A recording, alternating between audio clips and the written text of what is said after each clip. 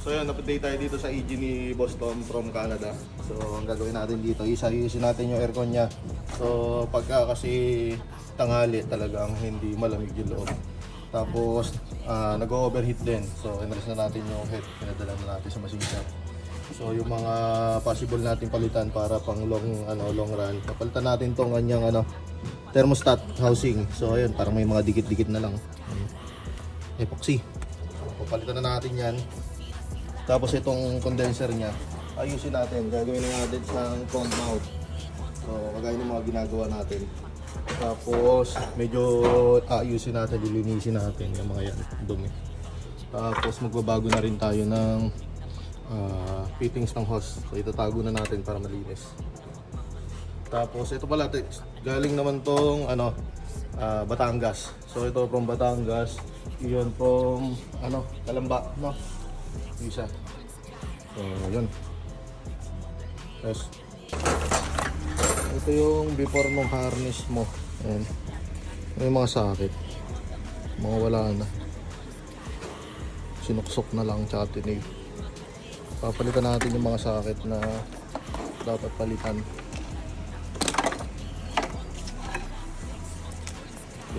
So yun, na-refresh na natin yung harness niya. So yung mga sakit na mga kailangan natin palitan ng mga ACB, yung mga importante, itong sa thermo switch. Tapos ano pa ba yung mga pinalitan natin dyan sa mga, ito okay ka naman siya, lahat nung okay ginamit na natin. Tapos yung sa mga injectors, inayos din natin, tsaka yung connection niya dito. So tapos ito yung sa kanyang alternator, yung sunog. So inayos na rin natin, winelding natin, hininang natin ng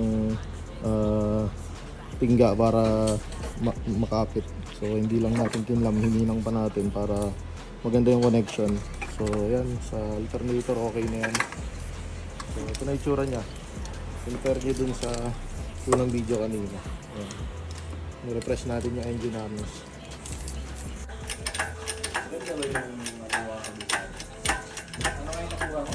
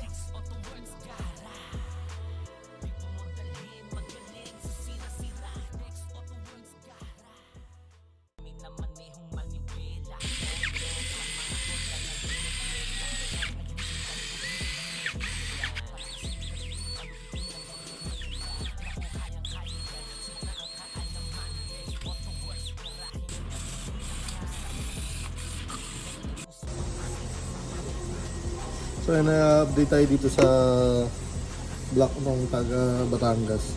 So ito yung nandoon nakakabit sa EG. So ito yung malakas yung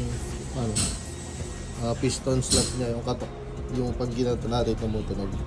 So ito ngayon wala. Tapos fit na yung piston tsaka yung piston ring, tsaka liner. So ginawa kasi natin dito, nagpalit tayo ng liner. So, ayan tayo guys. Wala ng kalog. So, yung may kalog kasi, ang nagiging issue kasi nun, unang-una maingay, pagka bagong start, ang tunog niya tak tak tak tak tak. Tapos pero pag nagtagal, medyo humihina na. Pero ito, pagka gantong bagong rebuild, so maganda yung combustion niyan. So, bumbo, kaya pati minor mo, tahimik, maayos, kahit mababa yung RPM, maganda yung andar niya. So ito, pina-rebuild na rin to ni Bossing, tsaka binago na rin natin lahat ng cooling system yan. Nilinis na natin, tapos yung block nilinis na rin natin, tsaka natin nag-fit tayo ng silver. So kaya siya malinis. So ngayon, kakabit ko na yung cylinder head nito, bubuhin na natin.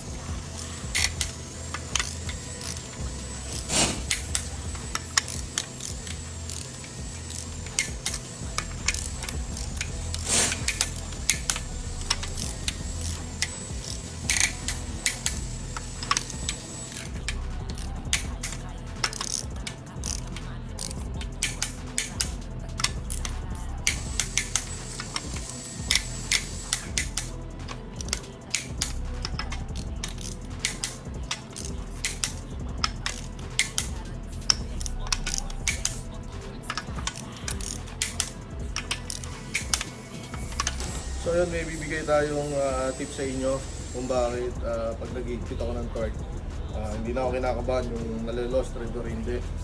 So yung mga unang video kasi natin, minsan nalolost threadan tayo. So may naisip kasi kung gawin para maiwasan na natin yung ganong senaryo. So pagkakalasin pa lang yung cylinder head, ang gagawin na agad ninyo or ginagawa ko is tinotorque ko na kagad siya ng 65 Newton meter. So dun pa lang kasi pag hinigpit mo na siya, malalaman mo na kung may lost thread or mahinang thread dito sa cylinder head. So may mga nagagawa tayong ganun, pag part mo pa lang mahina na. So naiiwasan natin yung dalawang trabaho. So pagka una pa lang, hinigpitan mo na siya lahat, may nakita kang lost thread, dun pa lang is mapapagawa mo na yung stud, o kaya kung bubunutin, sleeve, pero kung hindi bubunutin, stud.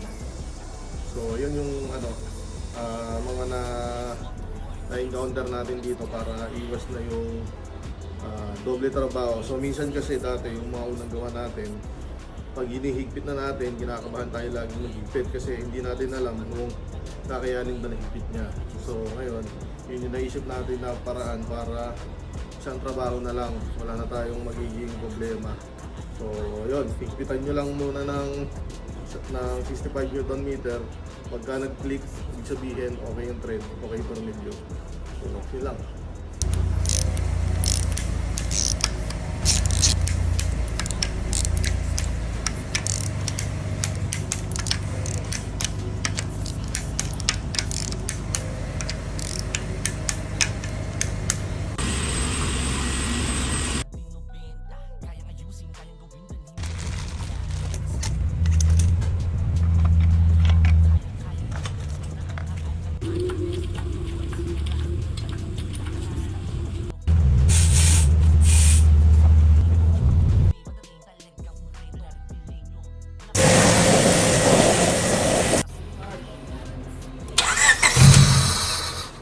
Yeah.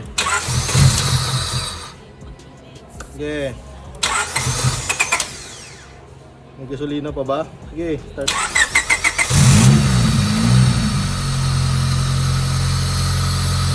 Okay, patay. Ngayon natin ang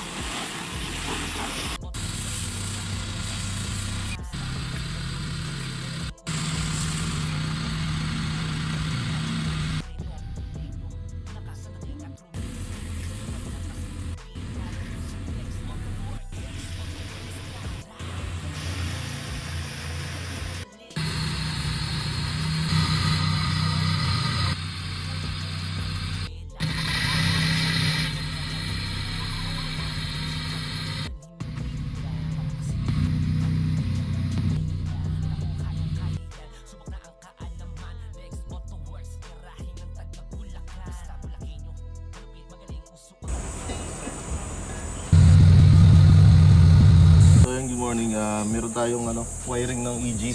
So wala kasi siyang check engine. So ang tagal na nating hinahanap. So yun, nakita na rin natin yung pang scan. So na-connect na natin. So naka OBD2B kasi siya na harness.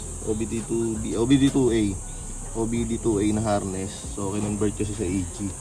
Tapos nag-Y socket na lang. So hindi na ikabit yung check engine dun sa dash. So hinanap natin, yun.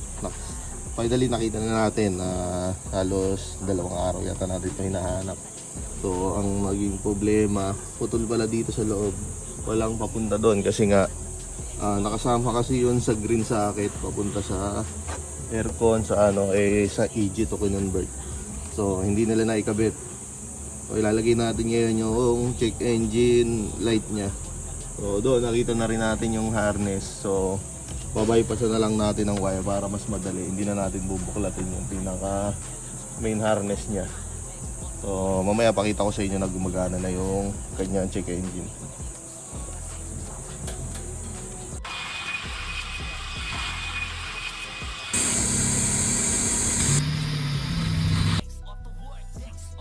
So yun, tapos na tayong EG na kalabosin taga Batangas. So kakauwi lang nila, fresh from Canada. Yun. So ang ginawa natin dito is in-rebuild natin kasi yung makina. Tapos yung aircon, yung radiator, yan tulad na natin. So yun. Boss, kumusta naman yung natin? Yeah. Sino pala? Ito pala si Boss, anong pangalan mo? Miko na lang. Miko na lang. Boss Miko, yun. Idol natin to taga Batangas. Yung nakabili ng Civic na white natin dati. So, yun. Boss, kamusta naman yung natin? Ayos naman siya, di na siya katulad nung noon na kasi nasa video ko lang siya nakikita. So, ngayon naman, ibang-iba. Kahit sa video o sa personal, iba na talaga nangyari. Medyo hawig na doon sa puti. Ay, iba. Ganun pa rin hawig, pero mas gusto ko ngayon ito. Oo. So, yun. Ayun pala si Mrs. ni Bossy. Thank you. Thank you. Okay.